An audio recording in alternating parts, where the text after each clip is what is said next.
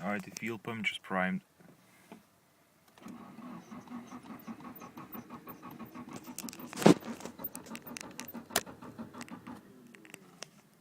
Nope.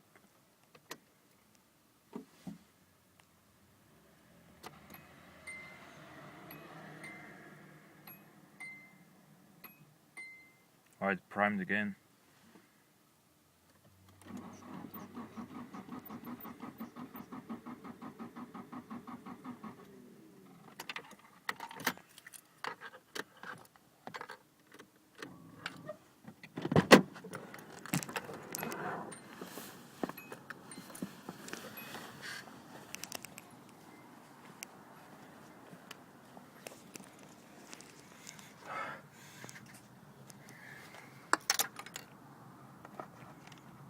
And there's a wire going from the fuel pump fuse, and it's just going to some kind of harness, and the car just dies like randomly in the street.